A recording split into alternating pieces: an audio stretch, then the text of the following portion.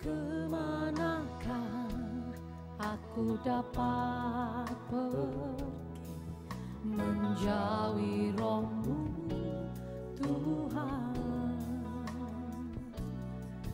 Ku berlari mendaki ke langit, namun Engkau ada di sana. Aku terbang dengan sayap fajar, diam di ujung bumi. Namun tangan-Mu menuntunku selalu, bawaku mendekat padamu. Engkau Tuhan Allah Maha Tahu, betapa dahsyatnya kuasa-Mu, hadirat-Mu kini penuhiku. Bawaku mendekat padamu.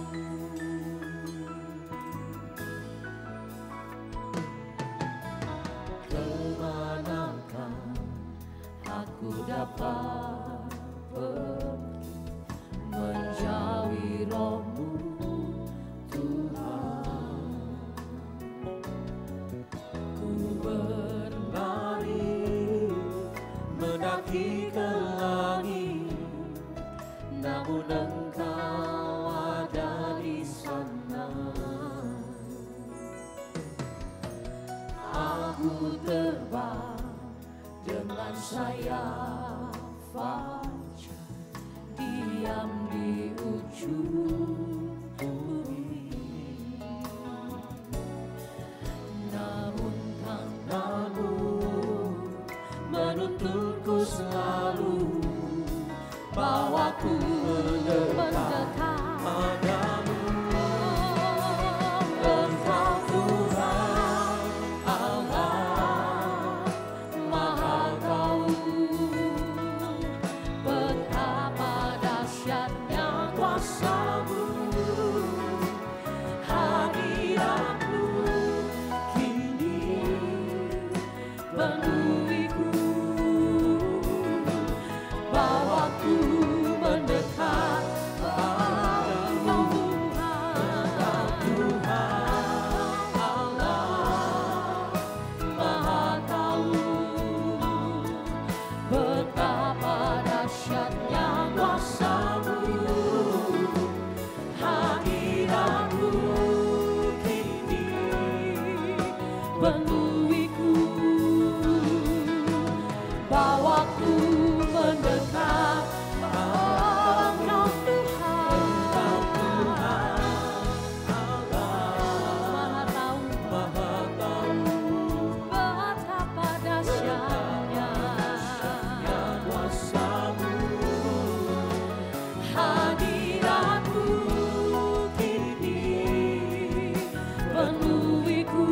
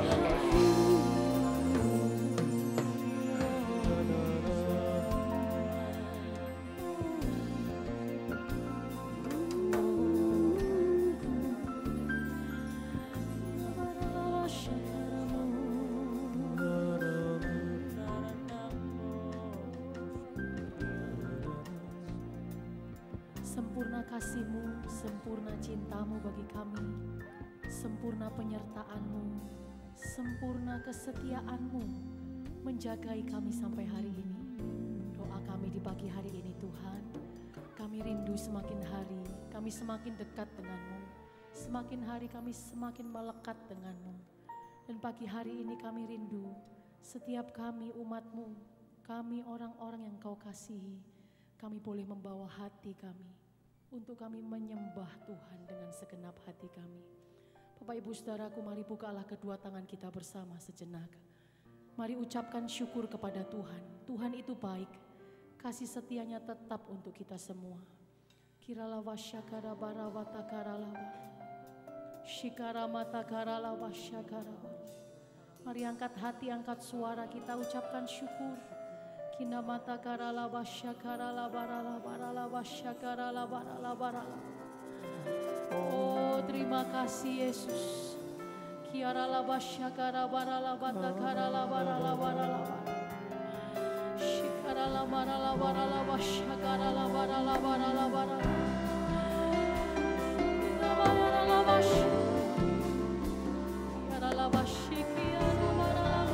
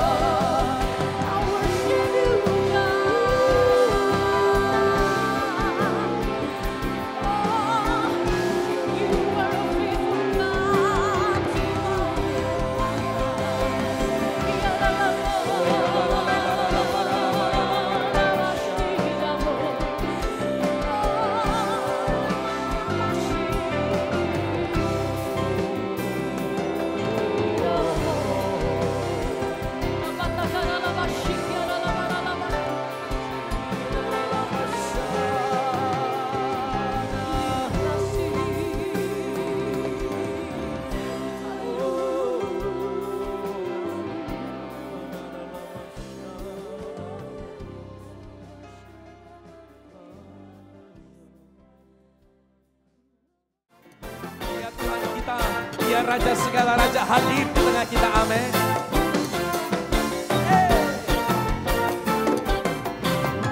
Kau diberikan mahkota cinta kebenaran, kau diberikan mahkota cinta dengan firman-Mu.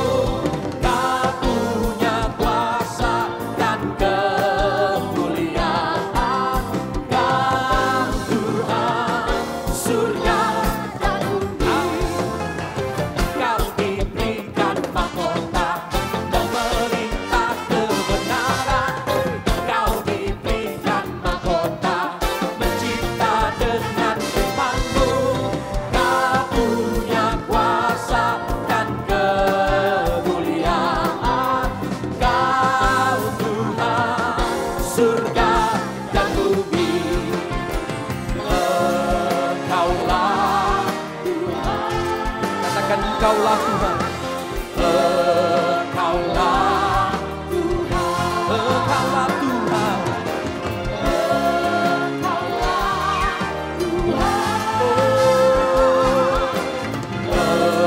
Engkaulah Tuhan. Kau diberikan mahkota memerintah kebenaran, Kau diberikan mahkota mencipta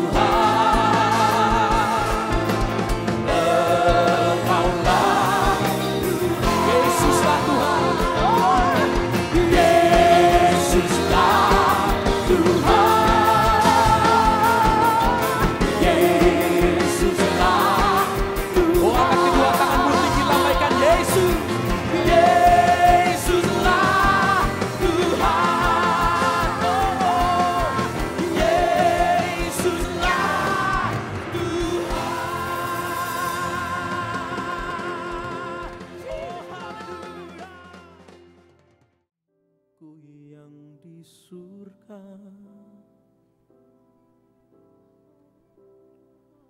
Bapa yang pelihara hidupku dengan kasih dan rahmat,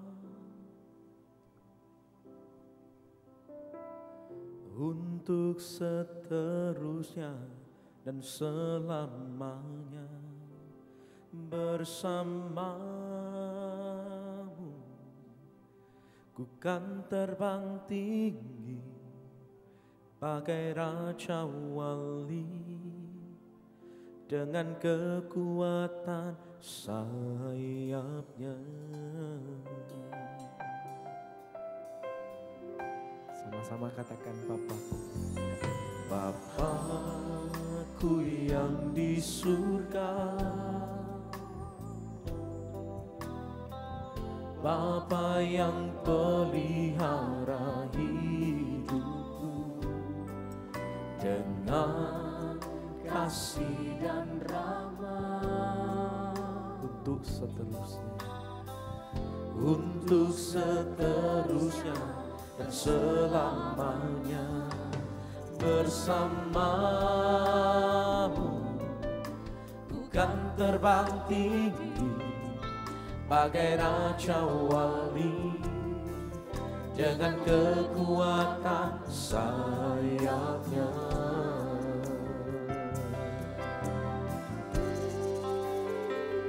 Aku mengandalkan Engkau, ya Tuhan, menaruh harapan hanya padamu. Engkau kekuatanku dan perlindunganku, berkat-Mu melimpah dalam hidupku. Aku mengandalkan Engkau, ya Tuhan, menaruh harapan hanya padamu. Engkau kekuatanku dan perlindunganku, berkat-Mu melimpah dalam hidupku. Mari Bapak Ibu katakan, Bapakku yang di surga, Kau yang pelihara, Bapa yang pelihara dengan kasih dan rahmat, untuk seterusnya dan selamanya bersamamu. Ku kan terbang tinggi bagai raja wali dengan kekuatan sayapnya. Berapa banyak kau mau mengandalkan Tuhan? Mari lambaikan kedua tanganmu, katakan, aku mengandalkan Engkau, ya Tuhan, menaruh harapan hanya padamu. Engkau kekuatanku dan perlindunganku, berkat-Mu melimpah dalam hidupku. Aku mengandalkan Engkau, ya Tuhan, menaruh harapan hanya padamu. Engkau kekuatanku dan perlindunganku, berkat-Mu melimpah dalam hidupku. Saya undang kita bangkit berdiri bersama dan katakan, aku mengandalkan Engkau, ya Tuhan, dan menaruh harapan hanya padamu. Oh, Engkau kekuatanku dan perlindunganku, berkat-Mu melimpah dalam hidupku. Aku mengandalkan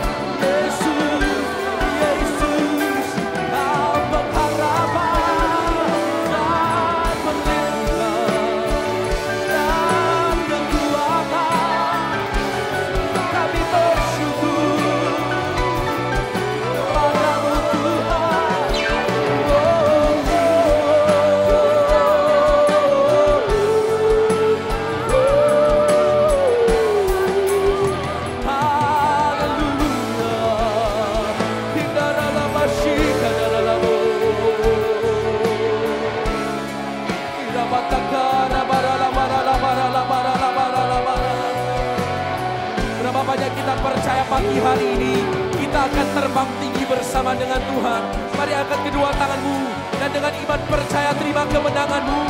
Indara basyadamu. Haleluya.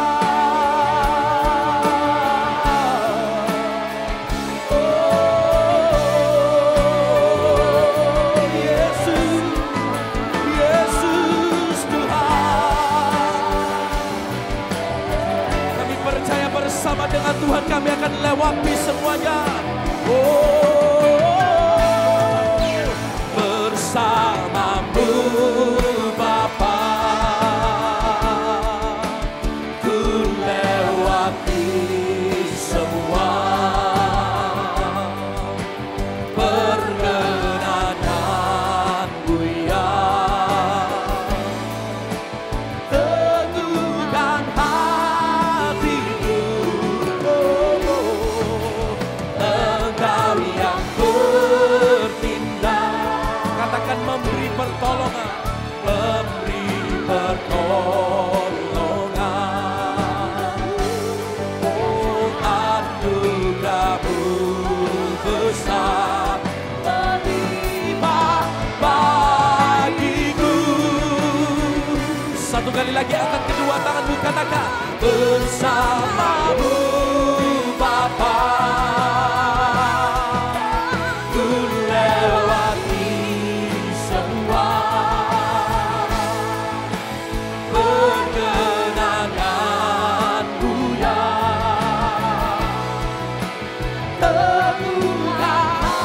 Teguhkan hatiku, Engkau yang bertindak dan beri pertolongan. Anugerah-Mu besar melimpah bagiku. Anugerah-Mu besar melimpah bagiku. Katakan anugerah-Mu besar, anugerah-Mu besar melimpah bagiku. Oh, haleluya.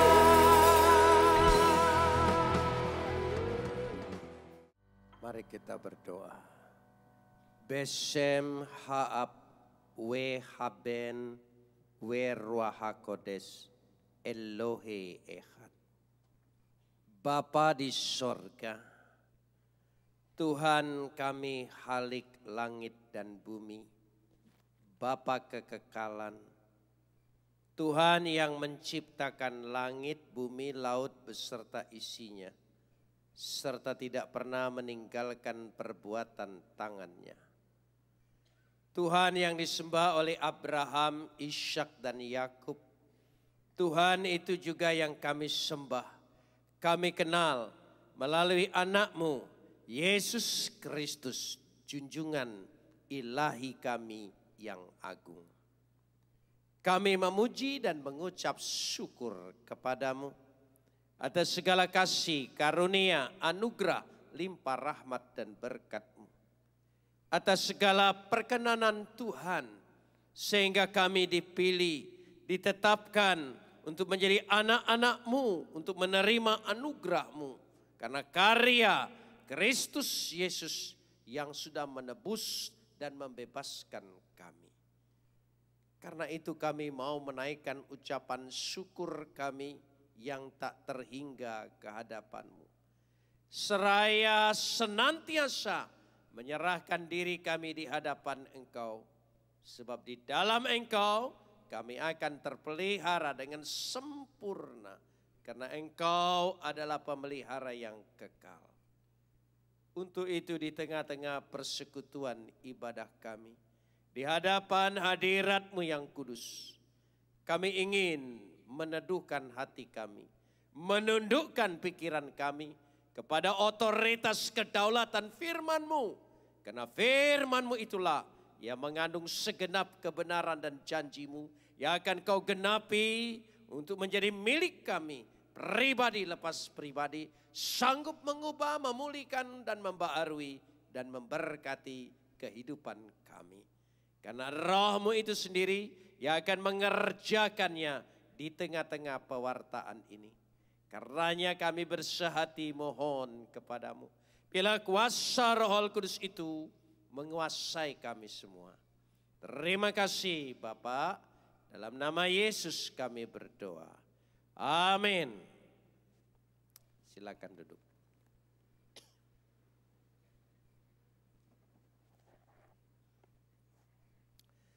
Shalom.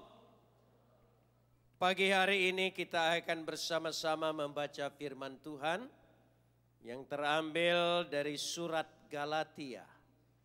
Pasal yang pertama ayat 6 sampai ayat 10. Galatia pasal yang pertama ayat 6 sampai ayat 10. Kita akan membacanya saling syahud bersahutan. Saya akan awali ayat yang ke-6, jemaat menjawab ayat 7, dan seterusnya saling ganti bergantian sampai tiba pada ayat 10. Aku heran bahwa kamu begitu lekas berbalik daripada Dia yang oleh kasih karunia Kristus telah memanggil kamu dan mengikuti suatu Injil lain. Ayat 7. Yang sebenarnya bukan Injil. Hanya ada orang yang mengacaukan kamu dan yang bermaksud untuk memutarbalikkan Injil Kristus. Tetapi sekalipun kami tahu, sekalipun kami atau seorang malaikat dari sorga yang memberitakan kepada kamu satu Injil yang berbeda dengan Injil yang telah kami beritakan kepadamu, terkutuklah dia. Seperti yang telah kami katakan dahulu, sekarang kukatakan sekali lagi, jikalau ada orang yang memberitakan kepadamu suatu Injil yang berbeda dengan apa yang telah kamu terima, terkutuklah dia. Jadi bagaimana sekarang? Adakah aku cari kesukaan manusia atau kesukaan Tuhan? Adakah aku coba berkenan kepada manusia? Sebalik, sekiranya aku masih mau mencoba berkenan kepada manusia, maka aku bukanlah hamba Kristus. Kapot leha Adonai Elohenu kapot leha. Segala kemuliaan ya Adonai Tuhanku, kemuliaan bagimu. Saudara-saudara yang dikasihi Tuhan, Rasul Paulus dalam perjanjian baru telah menulis 13 surat. Dari ke-13 surat itu diyakini oleh gereja, surat yang paling tertua adalah surat Galatia. Diperkirakan ditulis pada tahun 47 Masehi. Sebelum konsili yang pertama di Yerusalem. Paling lambat tahun 49 sesudah konsili di Yerusalem yang dikisahkan dalam Kisah Rasul pasal 15. Kalau kita melihat laporan Lukas dalam kitab Kisah Rasul, dari pasal yang pertama sampai pasal yang ke-6. Di situ diceritakan bagaimana rasul-rasul itu melakukan, menyaksikan, memberitakan akan kebangkitan Kristus. Dan pada pasal yang paling puncak, yaitu pasal yang ke-7, Stefanus martir, mati mempertahankan imannya. Pasal yang 8 muncul satu tokoh bernama Saul yang berubah menjadi Paulus. Dan Paulus adalah orang Yahudi yang sangat terdidik di dalam agama Yahudi, melakukan semua syariat-syariat Taurat dengan ketat karena dia calon dari anggota Sanhedrin, mahkamah agama yang tertinggi dalam agama Yahudi. Dia murid seorang guru yang terkenal bernama Gamaliel, sehingga dia sangat menguasai sekali dan sebelumnya sangat anti pengikut Kristus, memusnahkan semuanya itu. Pada pasal 8 dia berjumpa yaitu dengan Yesus secara pribadi, mengubah semua pandangannya. Kenapa demikian? Karena ketika dia melaksanakan hukum Taurat, dia menginginkan sekali, kerinduannya sekali untuk hidup tidak lagi berada di bawah tekanan dosa. Secara perilaku, moral, manusia bisa mengatur sebaik-baik mungkin. Tapi secara pikiran dan hati sulit sekali menjadi kudus dan suci. Karena seringkali hati dan pikiran diracuni oleh perkara-perkara yang kotor. Paulus merasa sia-sia ketika dia mengikuti hukum Taurat, seolah-olah tidak ada jalan keluar. Tidak ada damai sejahtera, tidak ada kelepasan, tidak ada kebebasan, dan tidak ada kemerdekaan untuk hidup dalam damai sejahtera yang memiliki kepastian di dalam hidupnya. Ketika dia berjumpa dengan Yesus, dia merasa ada kelepasan, kemerdekaan, ada kepastian, keselamatan, damai sejahtera tinggal di dalam hidupnya. Dan dia menjadi pengikut Kristus. Dari pasal 8 sampai kisah Rasul terakhir, semuanya yang menjadi tokoh berita adalah Paulus. Paulus menulis surat karena dia bukan hanya ahli orang Yahudi. Dia terdidik di dalam cara berpikir Helenis Yunani. Dia berbahasa Yunani dengan baik. Dia menguasai ilmu pengetahuan dengan baik. Sehingga dengan demikian Paulus dengan keberaniannya masuk kepada wilayah-wilayah Yunani. Menceritakan, menyaksikan, memberitakan akan Kristus itu. Kepandaiannya luar biasa. Saudara, dia tahu ternyata hanya semata-mata karena anugerah kasih karunia yang menyelamatkan dia. Dari situ Paulus mengikuti dengan benar. Tetapi apa yang terjadi? Kalau dia melihat kenyataannya, berbeda sekali dengan Rasul Paulus. Rasul Paulus, saudara, Rasul Petrus. Rasul Petrus berada di daerah Galilea. Orang yang berada di Yerusalem itu ada bait suci, kota suci. Punya kebanggaan sendiri. Dan sangat ketat menjalani syariat-syariat Taurat. Sedangkan orang Galilea adalah petani dan nelayan. Bahasa dan budayanya kurang bagus. Ketaatannya kurang dalam keberagamaan.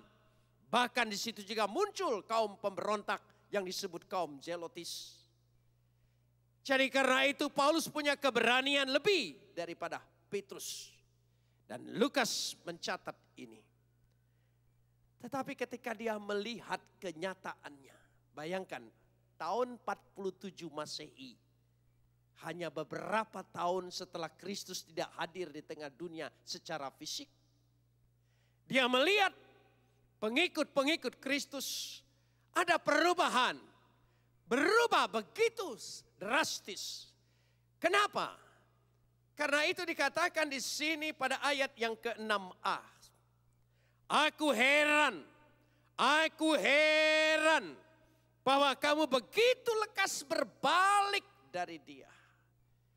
Aku heran, taumazo. Kata heran taumazo menunjukkan sebuah kekecewaan, kemarahan dari Paulus. Karena itu surat Galatia ini berjudul Kristus adalah Sang Pembebas. Dan dia ingin menyatakan dia begitu heran sekali. Dia marah. Surat Galatia ini surat yang begitu emosinya Paulus melihat pengikut Kristus berubah dari anugerah kasih karunia. Dan kita pagi hari ini disodorkan dan diingatkan kembali.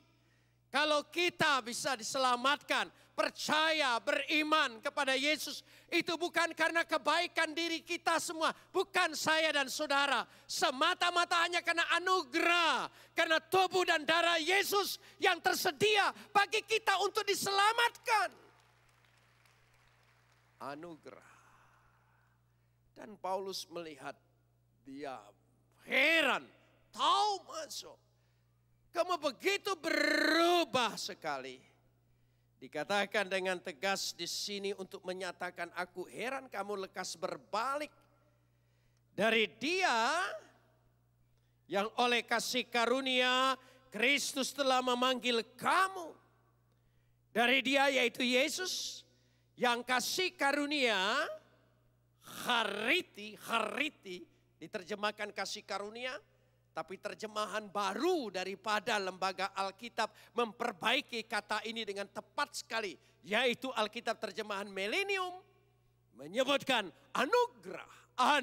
Lebih tepat kata hari itu anugerah. Karena anugerahnya kamu berbalik dari anugerahnya. Kenapa mudah berbalik? Kristus pusat segala-galanya. Dari keempat Injil bercerita tentang Kristus.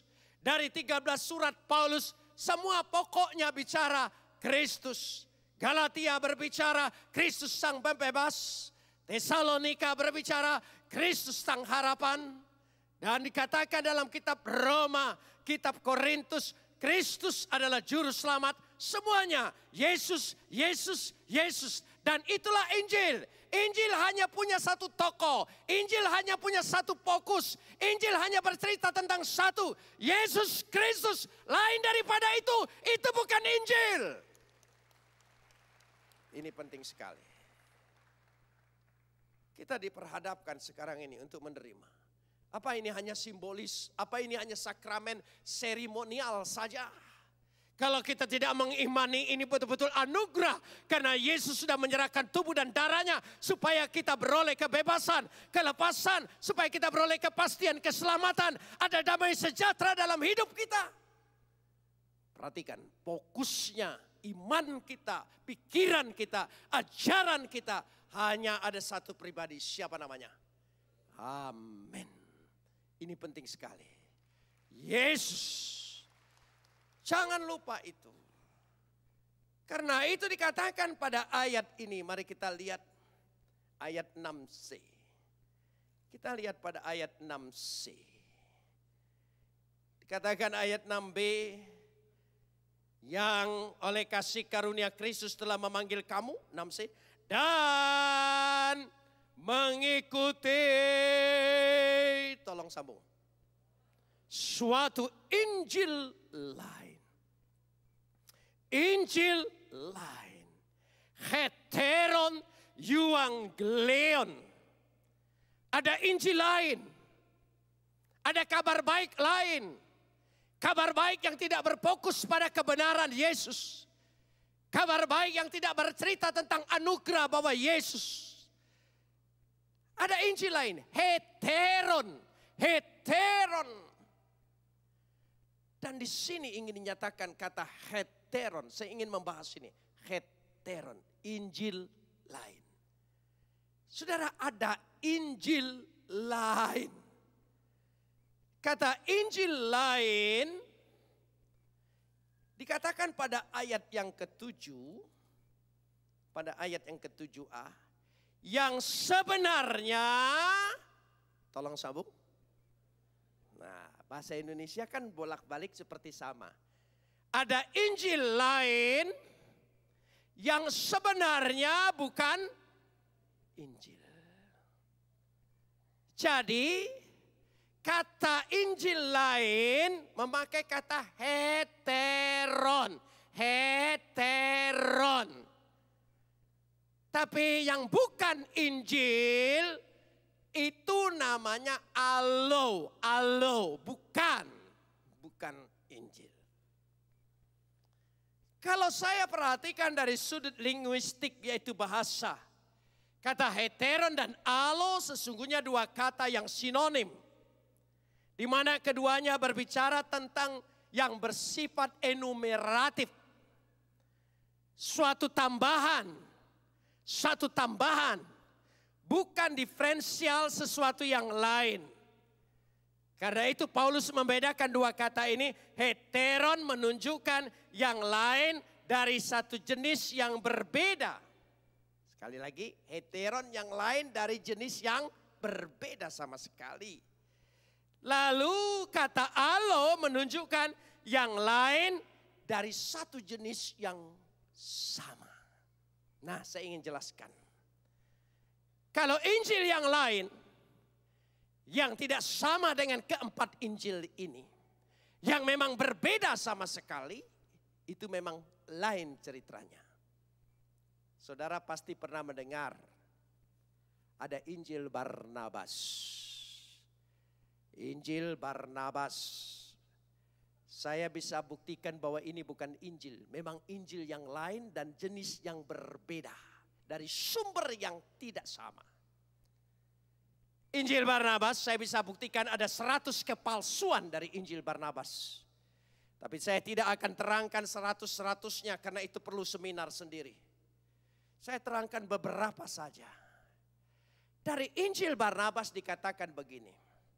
Yesus dari Kaisaria di Galilea. Galilea itu danau. Ada satu kota di pinggirnya namanya Kaisaria. Kalau saudara sudah pergi ke sana, saudara pasti tahu. Tapi kalau belum pergi, sulit. Dari Kaisaria di Galilea, Yesus naik perahu pergi ke Nazaret. Nazaret itu di atas gunung. Jadi dari danau naik perahu ke gunung itu perahunya terbang. Berarti orang yang ngarang Injil ini nggak tahu geografisnya. Petanya daerah itu. Makanya disebut palsu. Bukti kedua saja. Barnabas adalah salah satu dari 12 rasul. Keempat Injil yang lain tidak pernah melaporkan salah satu ada namanya Barnabas. Ada juga Barnabas kawannya Paulus. Itu ada. Jadi bukan murid Yesus. Jadi karena itu Injil ini palsu. Kalau Injil palsu gampang dikenali. Dan saudara pasti menolak. Kalau ada cerita lain selain keempat Injil tidak berfokus pada Yesus, saudara pasti menolak. Mudah. Kalau dari jenis yang berbeda dan sangat beda, Injil lain itu beda. Tapi kalau dari jenis yang sama, ya, dari sumber yang sama, tapi kisahnya lain, itu namanya alo. Bisa mengerti? Heteron dan alo. Yang alo ini dikatakan di sini, yang sebenarnya bukan Injil, ayat yang ke-7, yang sebenarnya bukan Injil. Hanya ada orang yang mengacaukan kamu dan yang bermaksud, tolong sambung. Tolong sambung apa? Memutarbalikkan Injil Kristus. Coba sekali lagi katakan bersama. Memutarbalikkan Injil Kristus. Ini yang berbahaya. Dia kelihatan bersumber dari Injil, buka ayat Injil, tapi diputarbalikkan sehingga tidak lagi menjadi Injil Yesus. Itu yang berbahaya. Dari situ umat itu harus waspada. Sungguh kembali bersumber pada ajaran. Kenali Alkitabmu, pelajari Alkitabmu secara utuh. Back to Bible, kembali kepada Alkitab. Sehingga setiap ajaran orang, setiap kesaksian orang, saudara bisa saksikan benar atau tidak menurut Alkitab. Itu penting. Saya percaya pekerjaan Roh Kudus. Saya percaya Roh Kudus berkuasa atas hidup kita, berotoritas. Ya. Saya percaya ada orang punya karunia untuk bernubuat. Mungkin juga ada penglihatan. Tapi dilihat dulu, semua pengalaman rohaninya itu ada sumbernya tidak sama atau tidak menurut Alkitab secara utuh. Alkitab menekankan tentang Roh Kudus. Saudara terima Roh Kudus. Roh Kudus itu berkuasa atas engkau, menguasai engkau. Bukan engkau berkuasa atas Roh Kudus, bukan engkau menggunakan kekuasaan Roh Kudus, bukan. Beda sekali. Itu perbedaannya. Orang yang dikuasai oleh Roh Kudus, Roh Kudus berotoritas atas hidupnya. Ada perubahan mengikuti kehendak Roh Kudus. Bukan mempermainkan Roh Kudus. Bukan menggunakan kuasa Roh Kudus. Hanya untuk kesenangan manusia. Saya kasih contoh yang jelas. Supaya jemaat cerdas. Ada orang berkhotbah. Mengatakan begini. Saya diangkat Tuhan ke sorga. Oh bisa saja. Di sorga saya ketemu 12 rasul. Tentu bukan dengan Yudas. Waktu saya ketemu Petrus, ternyata Petrus lebih tinggi dari saya. Waktu saya ketemu Paulus, Paulus lebih pendek dari saya. Saudara, Alkitab berkata di sorga itu sudah tidak ada lagi perbedaan manusia mau tinggi mau pendek. Rupanya juga sama. Jadi jangan-jangan dia bukan ke sorga ini saudara. Dia menghayal. Ini perlu ditolak. Ini alo. Ini Injil lain. Ini yang bukan Injil. Itu penting sekali. Saudara pernah dengar Pondok Nabi yang dipimpin oleh Shibuya di Jakarta yang digerbek itu. Sebelum digerbek, ada 2 muridnya diutus untuk ketemu saya. Dia bilang dia ingin menyampaikan pesan Tuhan. Staf saya tidak terlalu peduli. Tapi karena orang ini sangat mendesak, 2 anak perempuan ini mendesak sekali. Supaya ingin ketemu dengan saya. Ingin ada pesan Tuhan. Wah saya bilang ini ada pesan Tuhan. Saya terbuka dengan segala pesan Tuhan. Tapi saya harus waspada. Ketika 2 orang itu sampai di tempat ruang rapat kami, lalu dia menyampaikan. Ada pesan Tuhan buat Pak Yusuf Roni sebagai hamba Tuhan. Bahwa Tuhan akan memakai Bapak luar biasa, lebih luar biasa lagi. Ya tentu saja saya aminin. Amin. Ya Pak, senang sekali dipakai Tuhan luar biasa. Dan untuk itu Pak, kami 2 orang ini diutus Tuhan. Untuk membantu Bapak, menolong Bapak. Sebagai istri-istri rohani Bapak.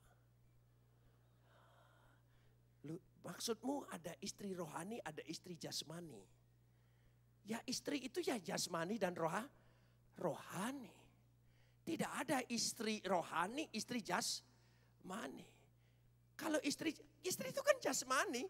Bisa dilihat, bisa diraba, bisa dipegang. Kita tertarik kan karena lihat rupanya. Bukan lihat rohnya kan. Loh iya. Kalau istri roh, itu kuntilanak hanya roh. Oh tidak Pak. Itu lain. Saya istri rohani. Yang mendukung Bapak supaya Bapak bisa dipakai Tuhan lebih luar biasa. Nggak benar ini. Maksudmu apa? Jadi bidadari bagi saya. Bidadari. Aku ini dari agamaku yang dulu dijanjikan 40 bidadari. Selalu perawan. Sekarang ikut engkau hanya dapat 2 bidadari yang elek gini. Yang sebentar lagi reot dan tua, ompong. Ini hati-hati. Semua bermanipulasi. Pura-pura dengan pengalaman roh. Lebih berbahaya orang yang selalu berbicara pengalaman roh. Daripada orang berbicara tekun mempelajari Alkitab. Amin. Ini peringatan. Ini bedanya heteron dan alo. Heteron engkau bisa mengawasinya sekaligus engkau tolak. Kalau ada Injil Yusuf Roni pasti engkau tidak percaya. Tapi Matius Tapi dari ayat yang sama, dari Injil yang sama, lalu diputar balikan demi kepentingan dan keinginannya. Oh, hati-hati jemaat. Cerdas. Ada damai sejahtera. Kalau Roh Kudus tinggal, ada damai sejahtera. Saya tidak ingin malu. Saya ingin bercerita dengan saudara. Supaya menjadi ukuran yang jelas. Saya ini ketika umur 42 tahun. Saya menikah umur 22 tahun. Cepat sekali. Lebih mudah. Biar begini-begini, mohon maaf. Masih ada keturunan darah birunya. Jadi waktu menikah itu tidak bisa milih sendiri. Harus pilihan orang tua. Jadi saya dengan istri saya sekarang ini pilihan orang tua. Tapi heran sudah hampir 50 tahun pilihan orang tua saudara ya. Pilihan sendiri nggak sampai setahun banyak. Saya pilihan orang tua. Menikah sebelum saya percaya Yesus. Saya dikaruniai 2 anak waktu sebelum percaya Yesus. Dengan istri saya. Pilihan orang tua, menikah bukan diberkati di gereja. Menikah dalam kondisi yang lain, kepercayaan yang lain. Dan belum juga. Pada waktu umur 42 tahun, saya betul-betul jatuh cinta dengan seseorang. Yang belum pernah pengalaman saya rasakan. Sejak ketemu pertama sampai terakhir hatiku bergetar. Ya, mukanya selalu terbayang. Dan hidupku jadi gelisah. Tetapi Tuhan bicara dengan saya melalui pikiran dan hati saya. Enggak pakai suara. Suara hati, suara pikiran. Jelas sekali. Dia bilang kau tidak bisa pilih dua-duanya. Pilih aku, ikut aku, atau pilih dia. Pilih aku, tinggalkan dia. Pilih dia berarti kau tinggalkan aku. Kan saya bisa kasih alasan. Aku kan gak nikah gereja. Kan tidak terikat dengan berkat. Suara Tuhan berkata, dengan 2 anakmu selama ini aku beri, itu aku berkati. Mau kawin apapun, itu aku berkati dan itu pasangan hidupmu. Bisa cerai enggak? Bisa cerai enggak? Ibu-ibu geleng kepala. Kalau mau nurut akal kan bisa. Kawin tidak pilihan, 2 bukan kawin gereja, 3 sekarang baru betul-betul jatuh cinta. Kan kalau otak tuh ada, tapi hati tidak sejahtera. Hati menuntut ini salah, ini salah, ini salah. Akhirnya saya ngaku dengan Ibu Yusuf. Waduh, ngamuknya luar biasa. Sudah ngamuk, ngambek, masuk kamar, banting pintu. Nggak puas, keluar lagi, ngoceh lagi, ngomong lagi. Dasar munafik, dasar segala sesuatu. Ini. Saya diam saja. Saya bilang akhirnya, Ma, saya ngaku ini karena ingin bertobat. Kalau saya tidak ingin bertobat, buat apa ngaku? Saudara, karena saya tidak sejahtera. Saudara, meskipun istri itu sudah tua, sudah mulai keriput, osteoporosis lagi. Ya, cerewet lagi. Heran ya istri itu makin lama makin cerewet, makin. Tapi walaupun begitu, hidup dengan dia damai sejahtera. Semesra-mesranya gundik, secantik-cantiknya gundik, hati nggak gelisah, percayalah. Tuh. Saya ingin tanya, bapak-bapak benar nggak? Jujur, jujur dengan saya, ayo sama-sama jujur. Nggak sejahtera kan? Di rumah istri sendiri kita tenang. di rumah gundik pikiran mau balik terus. Kan begitu saudara. Itu laki-laki benar. Kecuali yang hidung belang. Loh iya.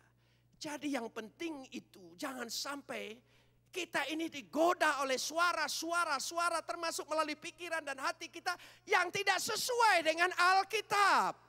Hidup itu harus sesuai dengan Alkitab. Amin. Mau cinta apapun juga harus sesuai dengan Alkitab. Tidak bisa menggunakan kata cinta untuk memanipulasi Alkitab. Amin. Beri kemuliaan buat dia. Semoga bapak-bapak yang masih hidup dengan gundiknya pagi hari ini bertobat. Loh iya. Saudara, jangan sampai ada Injil lain. Coba ayat 8. Mari saya ajak ayat 8. Kita baca ayat 8. Tegas sekali Paulus. Keras sekali. Ayat 8, mari kita baca. Tetapi sekalipun kami itu Rasul Paulus, rasul-rasul yang lain. Sekalipun kami di antara rasul, siapa yang kita ingin hamba Tuhan mana ingin membandingkan dia sebanding dengan Petrus, dengan Paulus, dengan yang lain-lain. Tidak ada. Itu bapak-bapak gereja. Sekalipun dengan kami, perhatikan ayat 8, atau tolong sambung. Seorang malaikat dari sorga yang memberitakan kepada kamu satu Injil yang berbeda dengan Injil yang kami beritakan kepadamu. Tolong sambung. Terkutuklah dia. Anatema. Jangankan baru penglihatan. Jangankan baru segala sesuatu. Sekalipun malaikat turun dari sorga. Kalau memberitakan lain daripada Injil lain ini. Itu terkutuklah. Jangankan suara hati. Jangankan hanya pengalaman-pengalaman. Kalau ingin merusak tataan dan kehidupan menurut Alkitab. Semuanya itu terkutuklah dia. Anatema. Ini penting sekali. Saya ingin sampaikan ini. Pernah kepikir waktu itu. Waduh. Kalau di Kristen tidak boleh tambah ya. Gitu. Balik lagi lah yang ke dulu. Gitu. Kan dulu bisa tambah sampai 4 kan enak saudara. Gitu. Tapi yang namanya Roh Kudus yang benar menguasai hidup kita. Firman yang kita pelajari betul-betul bertumbuh dan hidup dalam hidup kita. Tidak ada damai sejahtera, mau berdalil apapun, mau cari alasan apapun. Tidak ada damai sejahtera. Hidup itu memerlukan damai sejahtera. Tidak ada ketakutan, ada kelepasan, ada kebebasan. Amin. Loh itu. Itu yang terkutuklah dia. Dari situ ya ingin katakan dengan jelas sekali. Kata terkutuklah dengan dia anatema. Sebab ayat 9 jangan sampai kita mencari. Dikatakan di situ. Seperti yang telah kami katakan dahulu. Sekarang ku katakan sekali lagi. Jikalau ada orang yang memberitakan kepadamu suatu Injil yang berbeda dengan apa yang telah kami terima. Sekali lagi dia berkata apa? Terkutuklah. Dan itu berat. Saudara yang dikasihi Tuhan. Saya ingin menyampaikan pada ayat yang ke-10 dikatakan. Hati-hati. Itulah sebabnya sekali ini aku menulis. Ayat 10. Jadi bagaimana sekarang? Adakah aku cari kesukaan manusia atau kesukaan Tuhan? Nah ini. Paito, kesukaan, kesenangan manusia, kesukaan Tuhan barangkali menghalangi kesukaan kita. Tidak bisa kita pakai kebebasan buat itu untuk kesukaan kita. Kita harus menundukkan diri kesukaan kita dengan kesukaan Tuhan. Amin. Mengapa demikian? Paulus ingin menyatakan supaya kita tidak kembali terbelenggu, terperangkap, terikat, terpenjara, dan terkutuk. Karena kita sudah dimerdekakan. Paulus menulis ini dalam Galatia pasal 5 ayat 1. Mari kita baca. Galatia pasal 1 ayat 5. Supaya kita sungguh-sungguh merdeka. Sekali lagi, supaya kita apa? Sungguh-sungguh merdeka. Bebas, lepas, tidak ada ikatan dan tidak ada kutukan lagi. Karena saudara tahu, sejak manusia jatuh dalam dosa, dia telah menerima kutukan yang kekal. Ini konsep kutuk menurut perjanjian lama, yang kemudian ditegaskan kembali oleh Paulus. Apa engkau akan kembali kepada kata kutuk? Anatema itu dalam bahasa Ibrani-nya herem. Herem persamaan dengan bahasa Arab adalah haram. Jangan sampai ada perkara-perkara yang herem, yang membuat terkutuk. Lebih tegas lagi, konsep terkutuk. Kejadian pasal 2 ayat yang ke-17. Ini yang mengikati manusia, kutuk yang mengikat manusia. Pasal 2 ayat 17. Tetapi pohon pengetahuan tentang yang baik dan yang jahat itu, janganlah kau makan buahnya. Sebab pada hari engkau memakannya, pastilah engkau mati. Tamut. Mati yang kekal. Dan ini adalah kutuk terhadap manusia. Manusia diciptakan dengan bebas untuk hidup kekal. Tapi ketika manusia jatuh dalam dosa, dosa itulah menjatuhkan manusia menjadi ikatan, menjadi satu kutuk, yaitu kematian yang kekal. Kutuk. Dan manusia tidak bebas dari kutuk ini. Nanti kita lihat, Yesus mampu memerdekakan dari kutuk ini. Dan karena kata kutuk itu terus menerus. Mari kita baca. Kejadian pasal 3, kutuk yang kedua. Lalu berfirmanlah Tuhan Adonai kepada ular itu. Karena engkau berbuat demikian, terkutuklah engkau. Waduh. Alam marga satwa seluruhnya terlibat menjadi sebuah kutuk. Dan lebih lagi, kutuk yang ketiga ayat yang keempat, ayat 16. Kutuk yang ketiga ayat 16. Firman-Nya kepada perempuan itu, susah payahmu waktu mengandung akan kubuat sangat banyak. Dengan kesakitan engkau akan melahirkan anakmu. Namun engkau akan birahi kepada suamimu dan ia akan berkuasa atasmu. Mendapat kutuk. Perempuan itu juga mendapat kutuk. Yaitu yang namanya kutuknya apa? Kalau saudara kita telusuri konsep kutuk orang Ibrani, orang-orang Yahudi. Adalah berahi. Berahi itu antara cinta dan nafsu. Cinta dan nafsu memang ada dalam diri kita. Tapi itu menjadi kutuk. Bukankah gara-gara kita jatuh cinta, kita pikir membahagiakan hati kita, tapi sekaligus menyakitkan kita. Banyak orang sakit, lebih sakit dari segala-galanya dalam hidup ini hanya karena cinta.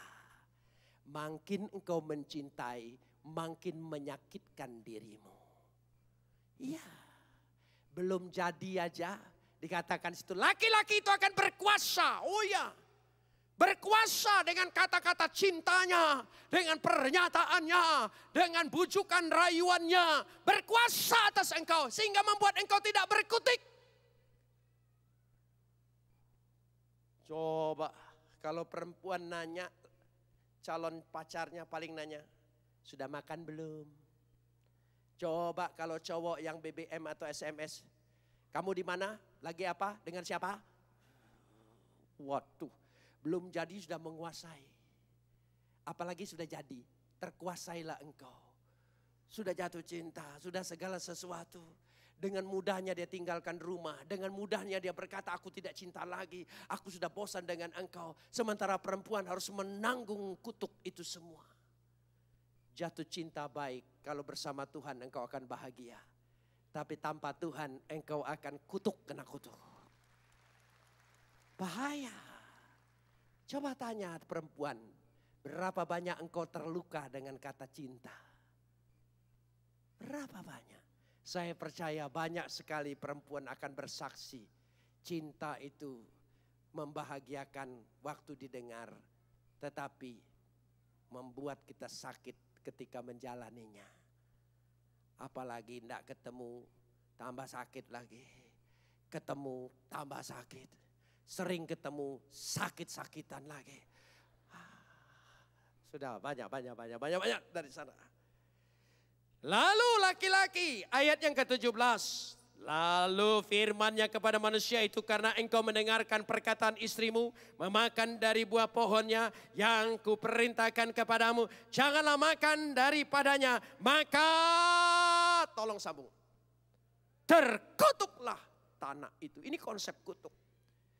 Jadi hidup kita ini sejak jatuh dalam dosa dikuasai oleh kekuatan dan kuasa kutuk. Kuasa kutuk kita menguasai hidup kita, mata pencarian kita, karir kita, masa depan kita, kebahagiaan rumah tangga kita, tubuh kita, semua dikuasai oleh kutuk. Tapi kembali kepada bacaan tadi, yaitu Galatia pasal 5 ayat yang ke-1. Galatia pasal 5 ayat yang ke-1, supaya kita sungguh-sungguh merdeka, tolong sambung. Kristus telah memerdekakan kita.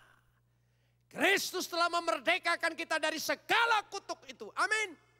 Katakan, Yesus memerdekakan saya.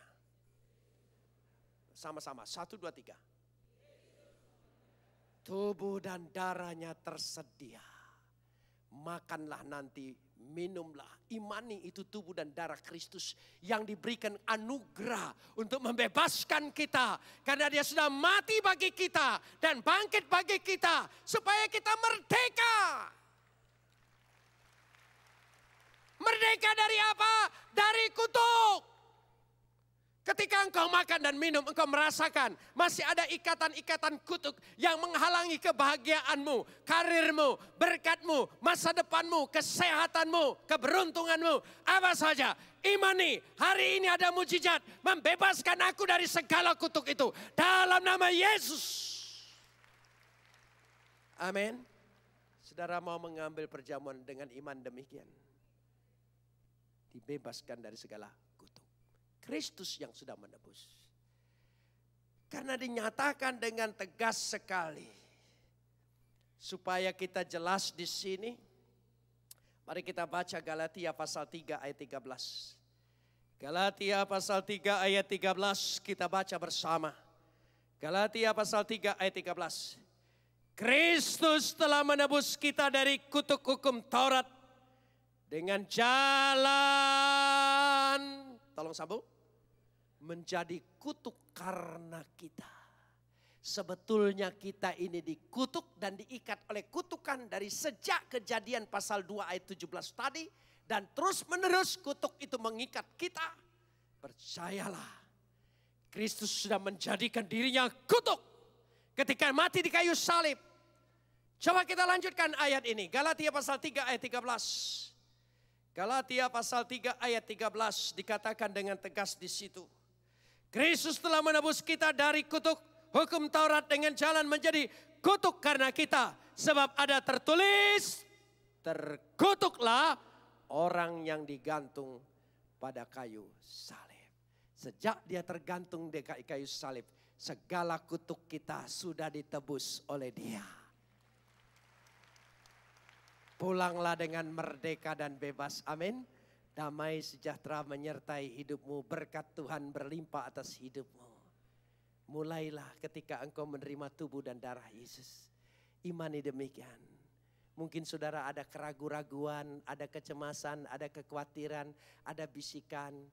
Mungkin dulu keluargamu ada dukun, ada ini, ada apa, dimandiin apa, diceburin apa, saya tidak tahu.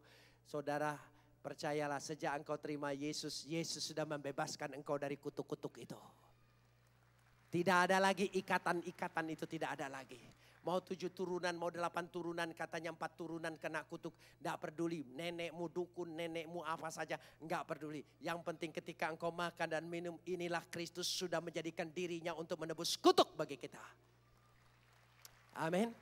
Saudara pulang dengan merdeka, damai, sejahtera. Amin saudara. Oh, damai sejahtera. Luar biasa. Orang yang rumah tangganya diberkati, umurnya bertambah diberkati. Sabtu kemarin saya baru berkhotbah di jemaat saya, merayakan hari ulang tahun perkawinan 66 tahun. Saya kira itu 66 tahun mungkin langka di Indonesia. Yang laki-laki berumur 90 tahun, yang perempuan berumur 86 tahun. Pernikahannya 66 tahun, membawa hidup mereka panjang umur. Orang yang tidak menjaga pernikahannya, hati-hati, pendek umur. Hati-hati, karena permintaan gundik terlalu banyak, bisa bikin sakit jantung. Kalau permintaan istri masih bisa ditunda, entar mah itu. Tapi permintaan gundik karena kita takut ditinggalkan, paksa-paksa pakai korupsi memenuhin.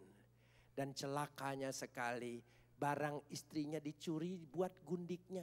Ada itu saudara. Itu celaka, manusia celaka. Pencuri itu mencuri barang orang lain buat keluarganya. Dia mencuri punya istrinya buat gundiknya, keterlaluan saudara. Enggak di Surabaya, di Jakarta. Surabaya enggak. Pasti enggak ada, pasti. Yang enggak ada itu ya. Ya, dari situlah. Saudara mengimani Kristus menebus dan membebaskan kita. Mari, terimalah perjamuan ini dengan iman bahwa Kristus membebaskan aku dari kutuk. Siapapun merasa dirinya terikat terikat kutuk, imani. Aku pulang dari sini bebas dan merdeka. Amin. Mari kita berdoa. Kita naikkan pujian, Yesus Engkau Juru Selamat.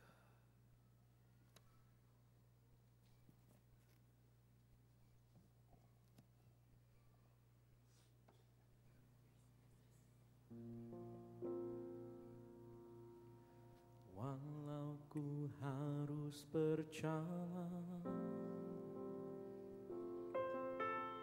dalam lembah kegelapan, perlindungan-Mu oh Tuhan nyatalah bagi hidupku. Saya persilakan yang akan memimpin perjamuan. Tiada pernah sedetik pun, tiada pernah Kau tinggalkan. Sungguh mulia dan sempurna, hanya Kau layak disembah. Yesus Engkau Juru Selamatku, dalam janji-Mu kemenanganku, selamanya kan ku nyatakan besar setiamu. Mari jemaat kita tundukkan kepala kita. Yesus Engkau Juru Selamatku, dalam janji-Mu kemenanganku, selamanya kan ku nyatakan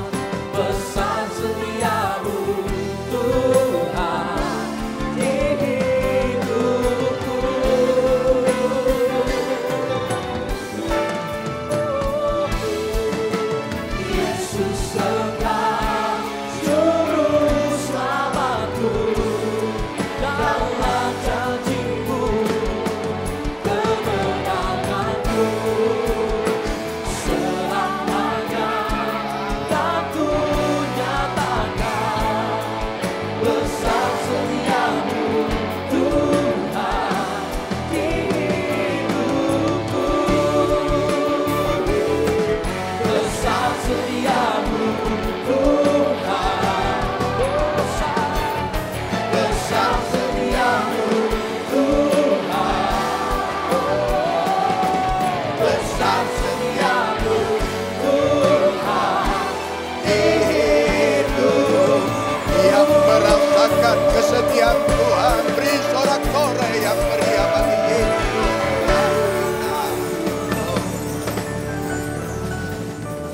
Mari jemaat, angkat kedua tangan budi papata kaya ramasik apata kaya lampu.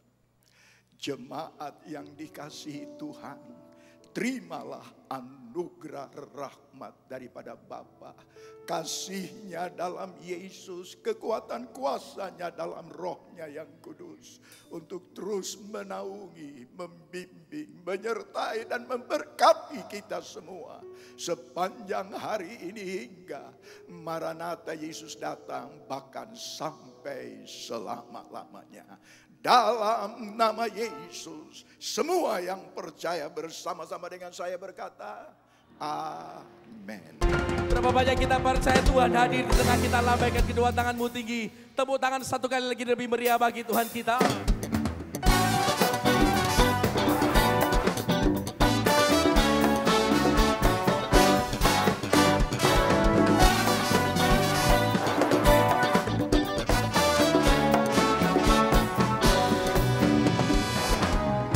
Hanya Kau milikku di surga,